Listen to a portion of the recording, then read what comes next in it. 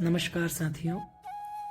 इससे पूर्व हमने लीलावती के परिभाषा प्रकरण को पढ़ा, समझने का प्रयास किया। मैं आशा करता हूं कि आपको अब तक का विषय समझ में आया होगा। आज हम अभिन्न परिकर्माष्टक इस प्रकरण को आरंभ करने जा रहे हैं। अभिन्न का अर्थ होता है ऐसी संख्या जो पूर्ण हो, जो बटे में ना हो, फ्रैक्शन में ना हो, ऐसी संख्याओं को अभिन्न कहा जाता है। और परिकर्माष्टक का अर्थ क्या हुआ? परिकर्म कहते हैं विधियों को, प्रकारों को। तो 8 प्रकार के जो गणित के कर्म हैं, जैसे कि plus, minus, subtraction, division, square, square root, cube और क्यूब रूट, तो ये कुल मिलाकर के 8 प्रकार के कर्म होते हैं। इन्हीं प्रकार के कर्मों का साधन हम इस प्रकरण में समझने पढ़ने जा रहे हैं। तो आइए शुरू करते हैं। सबसे पहले आचार्य ने भगवान श्री गणेश को प्रणाम करते हुए इस अध्याय का आरंभ किया है। वे कहते हैं, लीला गललुल्लोल काल व्याल विलासिने गणेशाय नमो नील कमलामल कांतये। अन्वय: लीला गललुल्लोल काल व्याल विलासिने नील कमलामल कांतये गणेशाय नमः। अर्थात लीला, लीला का अर्थ होता है खेलते हुए, लीला करते हुए। कहां पर? गल, गल का अर्थ हुआ गले में। लुल्लोल अर्थात लोलित करते हुए, लोलित का अर्थ हुआ चंचल। यानी कि जो कालव्याल है, जो सर्प है, वह जिनके गले में लीला करते हुए चंचल रूप से विलासिने, विलसित होता है, ऐसे नील कमलामल कांतये, नील कमल के कांति के सदृश। अमल कहते हैं मल से रहित, अर्थात मल से रहित नील कमल की कांति से युक्त जो हैं गणेशाय नमः, ऐसे जो भगवान श्री गणेश हैं उनको नमस्कार करता हूं। तो इस प्रकार से यह इस श्लोक का अर्थ हुआ। अब 1/10 इस श्लोक के द्वारा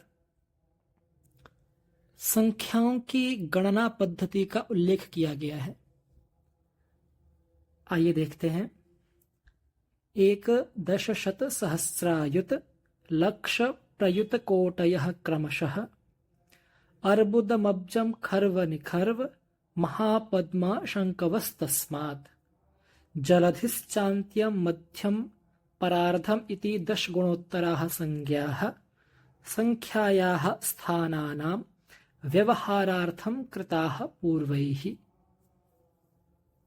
कहते हैं 1/10 सहस्र अयुत लक्ष प्रयुत कोटि अर्बुद अब्ज खर्व निखर्व महापद्म शंकु जलधि अंत्य मध्य परार्ध। इस प्रकार से पूर्वाचार्यों ने कृताः पूर्वैः, पूर्वैः आचार्यैः कृताः, पूर्व आचार्यों के द्वारा इस संख्या पद्धति का निर्माण किया गया। यह संख्या पद्धति कैसी है? 10 गुणोत्तराः, यानी कि क्रमशः उत्तरोत्तर क्रम से 10 गुणित संख्या पद्धति है। यानी कि 1 में 10 से गुणा करेंगे तो 10, 10 में 10 से गुणा करेंगे तो 100, 100 में 10 से गुणा करेंगे तो 1000, 1000 में 10 से गुणा करेंगे तो 10,000। इस प्रकार से यह संख्या पद्धति पूर्व आचार्यों के द्वारा बनाई गई है। अथ संकलित व्यवकलितयोः करणसूत्रम वृत्तार्थम। संकलित कहते हैं जोड़ को, योग को, और व्यवकलित कहते हैं घटाव को, माइनस को। तो जोड़ और घटाओं का यह सूत्र वृत्तार्थ में, श्लोकार्थ में आचार्य बताने जा रहे हैं। तो कहते हैं कार्यः क्रमादुत्क्रमतोऽथवाङ्क योगो यथास्थानकमन्तरं वा। इसका अन्वय कैसे होगा? क्रमात् अथवा उत्क्रमतः यथास्थानकं योगः कार्यः वा अंतरम कार्यम। इसका अर्थ क्या हुआ? क्रमात् यानी कि क्रम से, अथवा उत्क्रमतः उत्क्रम से। उत्क्रम कहते हैं उल्टे क्रम को। तो या तो क्रम से या विपरीत क्रम से, लेकिन इसमें आवश्यक क्या है? यथास्थानकम, यानी कि इकाई के स्थान पर इकाई, दहाई के स्थान पर दहाई, सैकड़ा के स्थान पर सैकड़ा, हजार के स्थान पर हजार। तो यथास्थान ही हमको योग अथवा वियोग करना चाहिए, चाहे वह हम क्रम से करें अथवा उत्क्रम से करें। तो यथास्थानकम का अर्थ हुआ यथास्थान।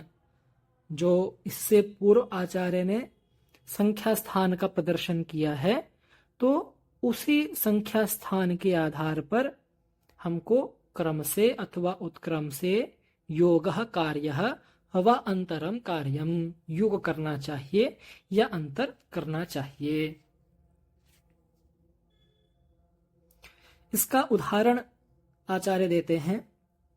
अये बाले लीला वते मते मते ब्रूहि सहितान् द्विपञ्चत्वात्रिंशत् नवति शताष्टादश दश शतोपेतानेतान् आयुत वियुतांश्चापि वद मे यदि व्यक्ते योक्ति व्यवकलन मार्गेऽसि कुशला। अये बाले मति मति लीलावती, यदि व्यक्ते युक्ति व्यवकलन मार्गे कुशला असि तदा मे 250 30 93 100 10 शतोपेतान् एतान् सहितान् ब्रूहि अयुतवियुतान् च अपि वद। तो आचार्य कहते हैं कि हे बाले लीलावती, यदि आप व्यक्त युक्ति में, व्यवकलन मार्ग में कुशल हैं, योग्य हैं, तो मुझे उपयुक्त संख्याओं के योग बताइए, और फिर उन संख्याओं को अयुत से और वियुत से सहित करके क्या आएगा वह फल भी बताइए। तो यह बिल्कुल साधारण उदाहरण है, हम इसको स्किप करते हैं, आगे बढ़ते हैं।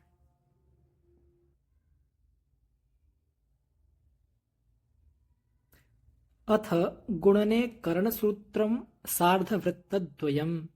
कहते हैं अब गुणन के सूत्रों को बताने जा रहे हैं आचार्य। तो पहला सूत्र क्या है? कहते हैं गुण्यान्त्यमंकम गुणकेन हन्यात् उत्सारितेनैव मुपान्त्यमादिन्। अर्थात गुण्यान्त्यम अंकम गुणकेन हन्यात् एवं उत्सारितेनेन गुणकेन उपान्त्यम हन्यात् एवं आदिन हन्यात्। क्या अर्थ हुआ? जो हम सामान्य रूप से गुणा करते हैं, जैसे हम इसका एक उदाहरण लेते हैं, 22 को हमें 5 से गुणा करना है। तो कहते हैं गुण्यान्त्यमंकम गुणकेन हन्यात्। यहां पर गुण्य क्या है? 22, और गुणक क्या है? 5। तो गुण्यान्त्यम अंकम, अंतिम अंक जो है यह 2, इसको 5 से गुणक से गुणा करना है। गुण्यान्त्यम अंकम, अंतिम अंक को गुणक से गुणा करना है। तो 5 को 2 से गुणा करेंगे तो हो जाएगा 10, एक हाथ में कैरी आ जाएगा। फिर कहते हैं गुण्यान्त्यम अंकम गुणकेन हन्यात, हन्यात मतलब गुणा करना है। उत्सारितेनैव मुपान्त्यमादिन, जो संख्या हमारे पास कैरी आएगी उसको उत्सारित करके फिर उपांत्य संख्या से गुणक को गुणा करना है। उपांत्य संख्या का अर्थ होता है अंतिम से पहले वाली संख्या। तो यहां पर भी 2 ही है, तो इसीलिए हम इस उपांत्य संख्या को गुणक से गुणा कर देंगे तो आ जाएगा 10, और 10 में जो एक कैरी लिया था वह जोड़ देंगे तो हो जाएगा 11। तो गुण्यान्त्यमंकम गुणकेन हन्यात उत्सारितेनेव उपान्त्यमादिन, उपांत्य संख्या से गुणा कर देंगे। तो इस प्रकार से हमारा गुणनफल आ जाएगा। तो इस प्रकार से मुझे लगता है कि यह श्लोक का अर्थ आपको समझ में आ गया होगा। अब हम इसके गुणन प्रकार के अगली विधा को अगले वीडियो में समझेंगे। तब तक के लिए नमस्कार।